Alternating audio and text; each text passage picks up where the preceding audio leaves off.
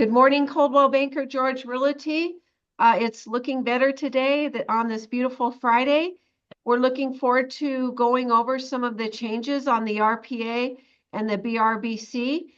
We will go through all of the changes on the forms each Friday until we conclude it, so that we're all aware. And we will also help you have questions ahead of any of the trainings. So I'm going to get started with sharing my screen.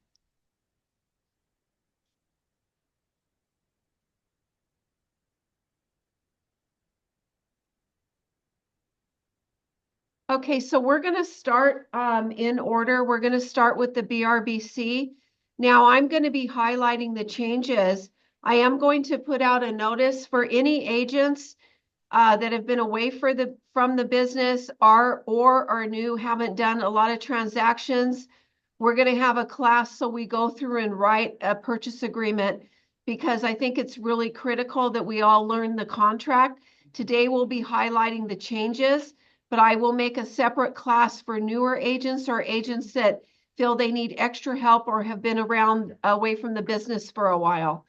Okay, so the BRBC populates, of course, with the agency, which is always required, agency disclosure.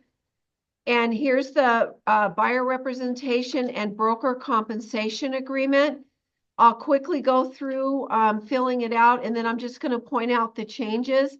Date prepared is the date you're typing it. Buyer's name, our brokerage name. The representation period on these cannot exceed 90 days. So please make sure you're aware of that. It tells you right here your beginning date of your representation and your end. Now, right here is an important box: type of representation. I recommend that you always type it as exclusive, because you don't want an open-ended exclusive on these. Okay. Property type, here's one of the changes right here. They made it easier on B1, single family, it will default there, or if you check it, it's excluded, okay? And you can check any of these other boxes of types of property you're showing. That is your first change, is that they've made this a little clearer on the single family default. Can't find mine, Michelle. The BRBC? Yeah. I don't see it. The location, just 1 second, everybody. Oh, I was in the wrong package. So the location, I recommend that you go by county and not cities. I like checking the county box on this, because if you're in LA, Orange, you know, it opens up all the cities. So my recommendation is we use county here, and you can add a multiple of counties, whatever's applicable to your buyer. Additional buyer preferences, you can check the box and add a car form. It's not required, but if you want to interview them and use that form, you can certainly do that. On the ones I filled out, I have not done that, because I'm having conversations on this, you know, with them to find out what they need. So properties excluded from representation. If they were already under contract with another agent, those properties would be listed here, that are excluded out of this representation agreement, or you would check the box here and provide a list. So they're telling you that the compensation is all negotiable. Now here is another one of the changes on E1. They've added see attached broker created compensation schedule. Now, why is that? Because some of the compensation schedules will be tiered. You'll see this a lot in commercial leasing. You'll see tiered commission schedules, where year 1 through 5, you may get 5%, year 6 to 7, you know, excuse me, 4%. So if you have a created compensation schedule, you need to check the box and attach it, or you simply put in the amount of compensation here that you're requesting.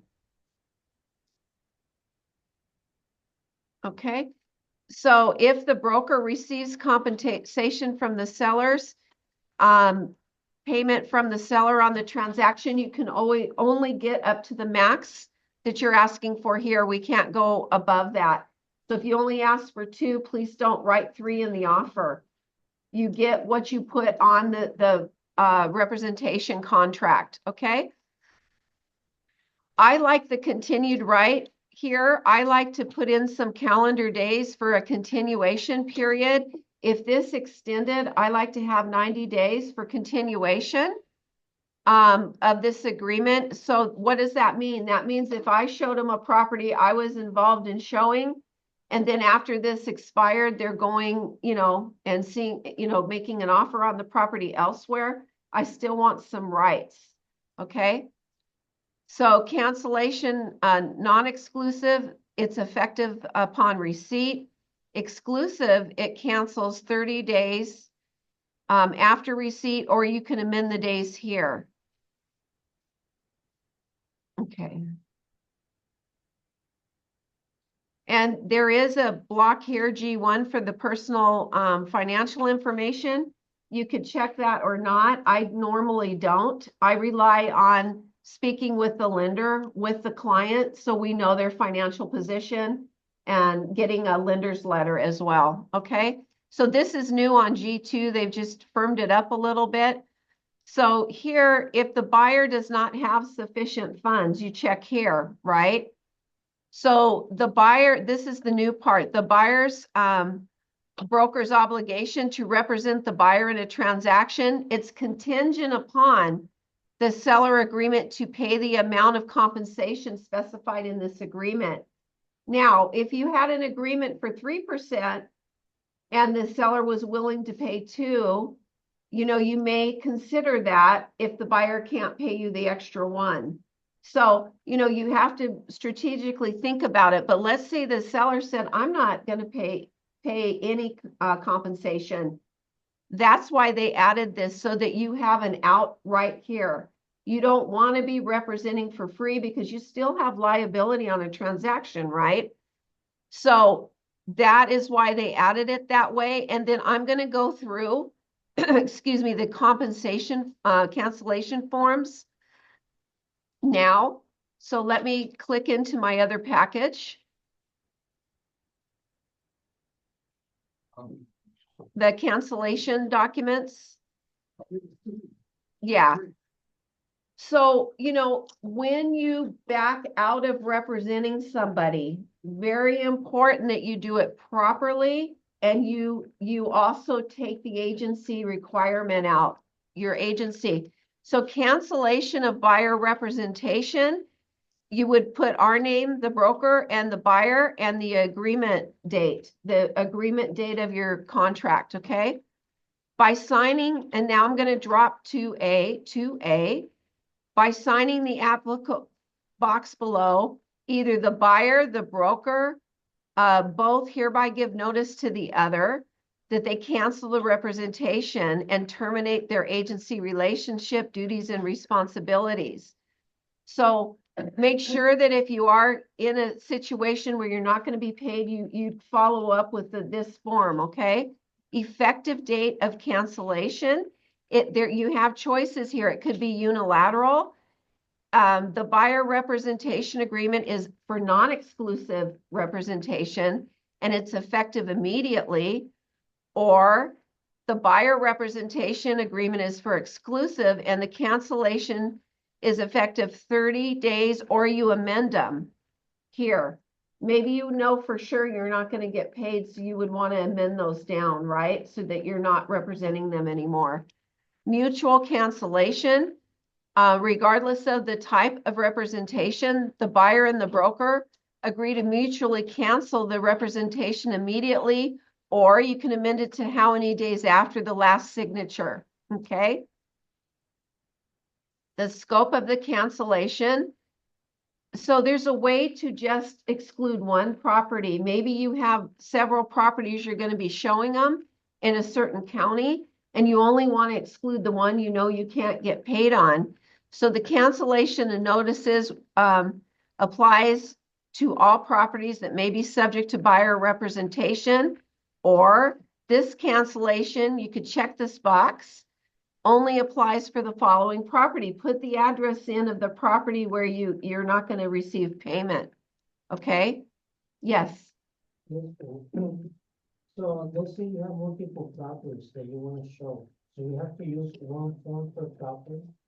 No, this form is, let's say a seller said that they weren't going to pay you, or, so you need to cancel representation on that particular property, or let's say that you and the buyer want to part ways for some reason. You still need to cancel the agreement. You don't just leave it hanging out there open, right? So even if that's the case, please still use the form to cancel that agreement. I don't know why you would cancel, because, we want to keep hustling, but I'm just saying you could use it that way too. And the buyer has to sign it? Yes, yeah. So this cancellation is for this property only. Maybe it's just one address and you still want to run with them to other properties. Then the buyer representation agreement would remain in effect for other properties covered by that agreement. So you're only taking out one if you check this box. And then you can check also B, this unilateral cancellation is provided because the seller identified will not pay broker compensation. They don't want to pay compensation on that property for the buyer's agent. Once this cancellation becomes effective, the broker is not the buyer's agent. Now, there may be some compensation due to the broker. So if you drop down here on 2, you check the box. Maybe you had some expenses that the buyer is agreeing to pay. Check the box here for your out-of-pocket expenses, put the amount here. Or maybe you've been able to work with the other agent to receive a referral fee on an unrepresented buyer. Maybe they'll give you a referral fee. You could ask for that and see if they will. And if that's the case, check that box. Or there's no compensation due. The buyer owes no compensation to the broker. So this isn't a new form, but I wanted to go over that because we can't just walk away from the agreements if they're still in effect. We need to cancel them, okay? And then you'll see here that the buyer signs, the broker signs, buyer or broker for a unilateral cancellation. You just follow the boxes. They tried to make it easy. They did amend these signature blocks to make it easier to see where to sign, okay? Now we're on to the cancellation of agency confirmation, amendment to the purchase agreement. Maybe you've already put a purchase agreement in, right? And you found out that you're not going to be paid. So you want to follow on and cancel the agency confirmation inside of the contract, right? So if you're canceling because they're not going to pay you, you also should cancel your agency in the contract. We don't want to leave that open. We want to take that out. So you're going to have the property address and the buyer and the seller, the brokerage firm for the both agents, seller and buyer's agent. And then right here, they've made it simple and put it up top, but we'll go through the whole form. Cancellation of confirmation of real estate agency relationships. Sign and date it. If that's the case and that's what you're doing, sign and date it. Don't leave yourself on a contract on agency, please. We need to take ourselves out. Okay, so number 2, cancellation of confirmation of real estate agency. This is for replacing a broker. So if there was a need to replace a broker, here we require listings stay with our brokers. If people aren't with the agency, we don't have this problem. But maybe somebody's taking a listing with them, they would need to replace the broker because it wouldn't be under us any longer. So you can check this box to replace a buyer's broker or seller's broker. It could happen in a deal, but it would be probably highly unlikely that somebody would take themselves out of a deal. But anyway, buyer and seller acknowledge receipt of the disclosure of real estate agency car form AD, which I have attached. So you're taking yourself out of agency and then you are amending the top of that offer, where we have agency on the RPA. And then buyer's broker form, everybody needs to sign. If there is a replacement form, a replacement firm, if we are taking our brokerage out and putting another brokerage in, you need to complete this section to replace them into our position where we were. And then everybody signs down here. So confirmation of real estate agency, this would just confirm who the new brokers are. Okay. You probably won't be into this too much. But if you do happen to cancel an agreement, please make sure you're doing the top part and canceling your agency requirement, agency. Any comments on this or Peter? Yeah, Michelle, I have to point out that when we're doing the PRBC, Yes, you have the fiduciary duty to advise the buyer that whether they have that they are able to afford the amount of compensation that they pledge to pay the buyer. I mean, buyer's agent. Sorry, and because if you don't, then you breach your fiduciary duties. And also advise them if they cannot pay the compensation, they have to wait to back out of the agreement. And that is why the change of the BLPC that comes about in this form. yeah, that's a good point, Peter. So I don't think I made that really clear, but on your BRBC at G2, you need to go over that with them on G2. If they don't have the funds to pay, you have a fiduciary to check that box. You need to be asking them if they have the funds to pay also for commission. So, and that's on G2. So if they tell you they absolutely cannot, then check the box. And it shouldn't be like, I was listening to one of the trainings, Peter, it's not like a catch-all just to check it for everybody. Interview them, see if they have the funds. It's not just a wink, wink, and check it for everybody. You need to find out for sure. Yeah, let them decide. Yes. Yeah. Okay. Any questions from Zoom before we move to the final package? Okay, I'm going to move into the RPA then.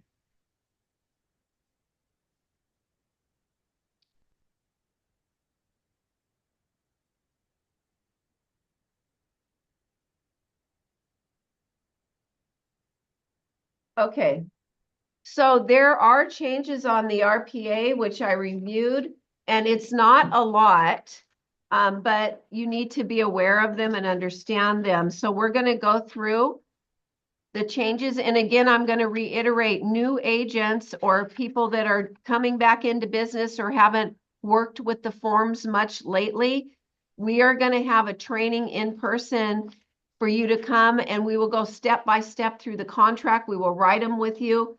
So right now I'm going to address changes. Okay. And I realize there may be some new agents, so we need to have a class to get you through the whole contract and to explain everything to you.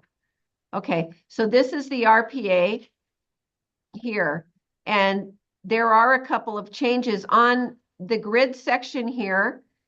I'll go very briefly. You're going to put the purchase price. If it's all cash, you check the box. Close of escrow, how many days, you check the box after acceptance, or if you have a firm date. Expiration of offer, it automatically defaults to 3 calendar days. The initial deposit amount, put the amount here, it'll auto calculate the percentage. And you have 3 days after acceptance by wire transfer to get that into escrow, or you could stipulate another way. However, if escrow cannot take your funds the way you're stipulating, for instance, let's say a check, then they have the right to ask you for a wire, okay, transfer. So why would this initial deposit, maybe somebody's only putting in 2% and we want to get on residential up to the maximum 3% liquidated damage percentage, right? So if they put 2%, maybe they're thinking, let me get through my contingencies and then I'll increase the deposit here. So if that's the case, you would check this box that you're going to increase it. And I'll show you at the end of the package, there's a new form where it's an increased deposit addendum where you would add it there. So listing agents will always counter for a 3%. I haven't seen many that don't. They're gonna look for 3, but maybe you don't want to do 3% until you're through some contingencies. So then you would increase it, or you just want to increase the deposit for another reason.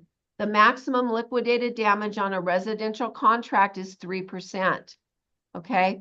So loan amount, you're going to put the loan amount here. It's going to calculate the percent of the purchase price. It is going to default to conventional. If it is one of these other types or other, please check it. The fixed rate, or it's an adjustment rate, check the box, not to exceed whatever the percentage is here, and points. Some people leave this blank as a buyer's agent. I probably will not leave it blank because I want some coverage for the client. So I'm not going to leave it blank. I'm going to put something in here, okay? Additional amount financed, same type of box. I rarely see this. But they do have a box in case there was an additional amount financed. Occupancy type, it is going to always default to primary. That you can check secondary or investment. It's going to calc down for you. So here's where the changes are in the G section. So they've made this nice on seller payment to cover buyer expenses and costs. So on G1, you see you can check the box and put an amount in if you're requesting closing costs. So that's separated out, which is really nice. Or G2, additional seller credit does not include broker compensation. Put the amount here. What could that be? It could be buy down money to buy down the rate, things of that nature. Some kind of credit towards repairs, you know, things like that. Okay. Michelle, I have a comment on the occupancy permit type. If you are not using it as a primary residence, don't check the box as primary, because that will be a loan. You know, if you have to get a loan from the lender, if you check that and you're not occupying as a primary residence, then it's a fraud. It's a fraudulent representation. So you have to be very careful. Okay. Because sometimes you find the property as an investment property and you can rent it out to other people. So you cannot put down primary. Okay. It's very important. Yes.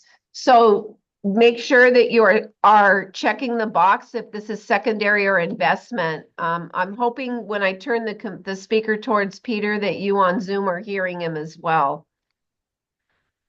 So one thing this has done in the G section is there's no more SPBB, okay? So what you do now is you check this box here, the seller payment for buyer's obligation for compensation. You check the box, and then you say the seller agrees to pay out of the transaction whatever the percent is that would match your BRBC. Don't go over that amount. Under you could do, but don't go over. Okay. We don't, you know, hopefully you don't go under, try to get the amount, but they may counter you if it's higher than what they expected to pay. Okay. And then here they have a buyer compensation affirmation. So they are having the buyer represent that the offer made, the buyer has a written agreement and that it is valid and it covers the property in question and it provides for the compensation for no less than the amount stated above. So they've separated these boxes to make it easier and gotten rid of the SPBB because what they were finding is people were forgetting to attach it. So now it's right in the offer. So I think it's a lot easier for us. Okay. So I will go through everything in detail with the newer agents and agents that have not been in the doing these contracts for a while. But right now I'm going to highlight the changes and drop down to 18A. So Michelle, before you go on, comment regarding the G3 10 changes. Okay. And G3 is specifically says that buyer affirmatively represent that at the time of this offer is made, buyer has a written agreement with the buyer's broker that Excuse me, I'm sorry. I can barely hear you, Peter. Oh, okay. You see, when you read the G3 carefully, it says the buyer affirmatively represents that at the time this offer is made, buyer has a written agreement with buyer's broker that first, it is valid, and also secondly, covers the property, and third, provides for compensation for no less than the amount stated above. So this is a very, very important information. So before you check the box, you have to make sure that you do have a valid agreement with the buyer before you do that. Because yesterday we have a very lengthy discussion in the town hall discussion with the car, and a lot of people are raising these questions. And if you don't even have any agreement with the buyer, this is not right. So I'm sure that they are going to define that and get changes further into the agreement. So this is not final yet, but for the time being, yes, you can do that. You can check that and do it without the SPVB. Right. And then I also was listening, Peter, that now because of this affirmation in here, that negate now the BRBC proof does not have to be sent to the other side. That's right. Yeah, so that knocks out also sending the BRBC proof to the other agent, this buyer's affirmation. Okay. Yeah, but another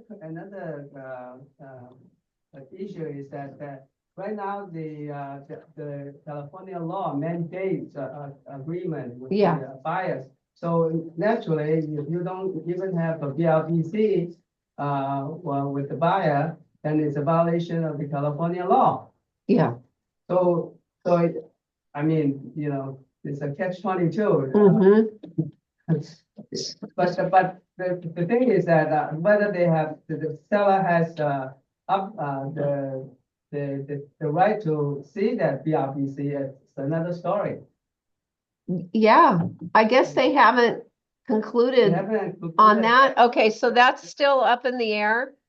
So what Peter's saying is please make sure that you have that BRBC signed before you roll with your buyer, please. Even though you're not submitting it to the listing agent at this point, don't go without it, please. That's right. Make sure that you have at least some form of agreement with the buyer. Okay. Okay. So we're going to drop down to 18A. This is another change. 18A.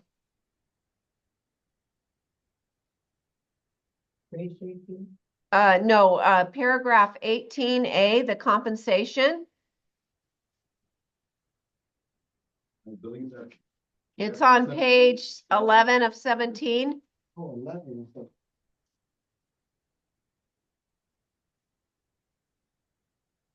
So right here, they're even saying that the seller or buyer or both as applicable agree to pay compensation to the broker as specified in a separate written agreement. So they're stating, you need to have a separate written agreement. And then number 2, where I've highlighted, this is the other change, buyer representation, seller payment to compensate buyer's broker. There's the affirmation again that the buyer affirms and buyer firmly represents that the buyer at the time this offer is made had an agreement with the broker that is valid, covers the property, and provides for the compensation at no less than what is offered in this offer that you wrote. So there's the affirmation again, and that the seller also acknowledges and agrees that the buyer's broker is a third-party beneficiary of this agreement, and that the buyer's agent may pursue seller for failure to pay the amount specified in this document if it's accepted. Not just you emailed it and they didn't accept it. If it is a fully executed offer, Normally, your commission is going to come through escrow. Do you have any comments on this, Peter, this paragraph? I just did. That one? Okay, so that's just a restatement of what we said above. Okay, so now we're gonna go to 19D2. Yeah.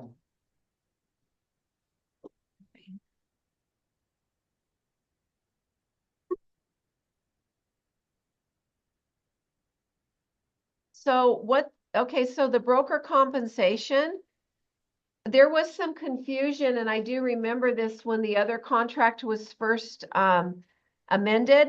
So the escrow needs to provide the closing statement to the buyer and the seller.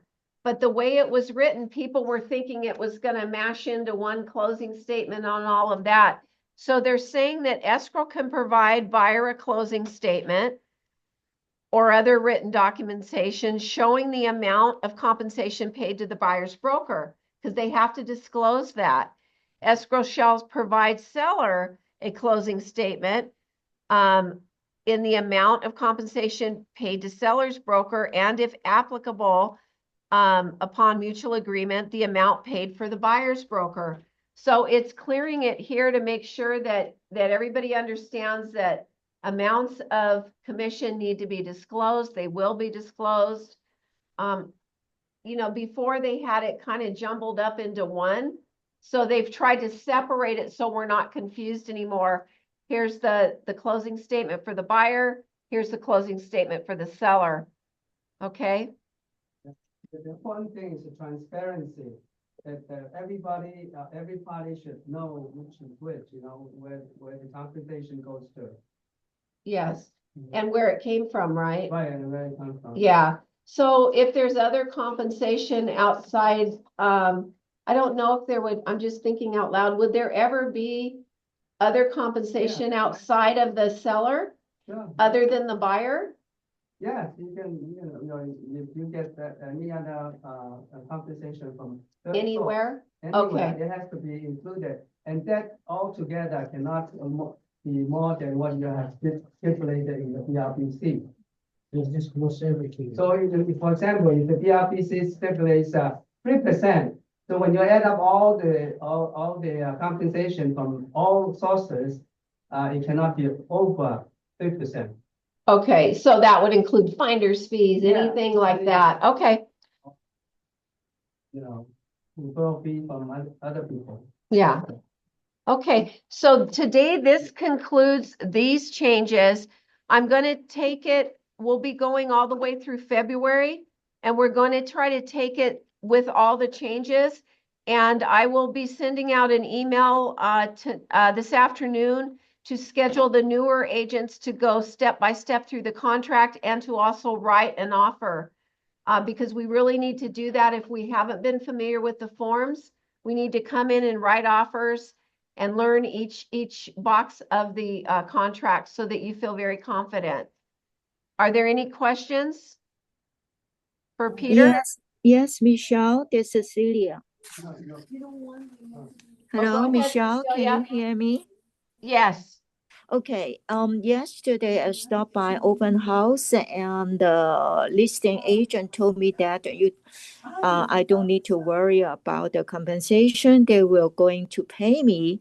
But in this case, do I still need to sign the agreement between the buyer and I?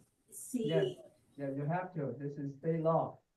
You have to have a BRBC How can you feel guilty? in order to represent the buyer.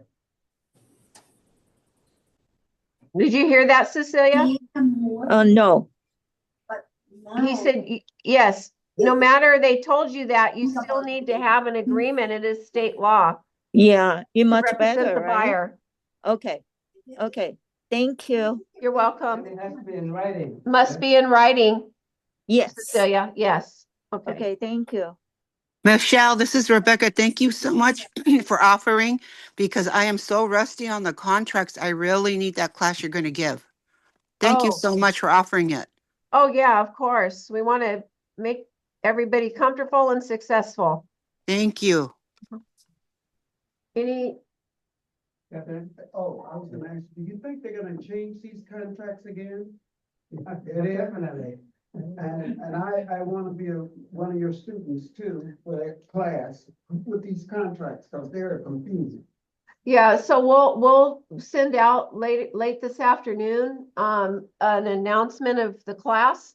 And then I'm gonna please have an RSVP so I know how many people will be here and how many packages to prepare for you all. I just have a comment. It just feels like, I understand that they're constantly changing, but I feel like they're only modifying one little section. It's not like they're doing an overhaul, the whole contract. Yeah, Which is good. Yeah. because we don't have to, Thankfully. like- Yeah, and thankfully, we don't have to worry about studying reviewing the whole thing again.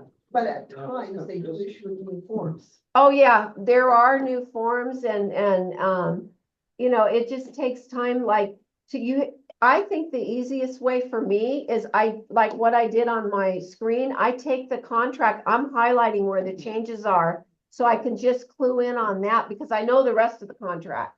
So I want to look at the changes and make sure I'm good with those and I understand it. But with the newer agents, it'll be paragraph by paragraph, step by step. Will be the first class teaching. The second class, the homework will be to bring back a written offer and write an offer. It'll be just an offer that you make up, but you're going to write an offer and then we're going to go through and do some, work on that and see what we could do better on the offers. Okay. Michelle, quick question. Uh-huh. Doesn't CAR, make available, forms with the highlighted sections that are new or amended? I mean, it would be easier for them to just give you the highlighted. If you go on to car.org, I believe there's red lines Seminar. Too. and seminars. Yeah. Yeah. But if you want to have a pretty easy reference, I have my PowerPoint, like just past Monday. On the stuff that All the changes, you just use that and print out the relevant form and then just, highlight them, all the changes according to my PowerPoint. Then you can easily identify what all those changes. I have. And the thing is, Easier than- and when you're doing that, you're not only just doing that, but you're also learning. at the same Yes, time. that's why I like You- highlighting. Yeah, that's the way to learn the changes. Yeah, Much easier that way. it is. Yeah. And like I said before, those PowerPoints that he gives us. Oh, they're wonderful. Yeah, I save have them. all. Yeah, me too. So So thank you all for attending. This concludes the first set of changes and we will continue on through this month and maybe half through February. So we will send out the announcement tonight for anybody that wants to sign up for a full contract class. Have a great weekend, Coldwell Banker George Realty, and I'll talk to you all later. Thank you. Thank you, Michelle. Have a nice Thank day. you. Bye-bye. Have a good weekend. Thank you. Thank you. Thank you. Thank you.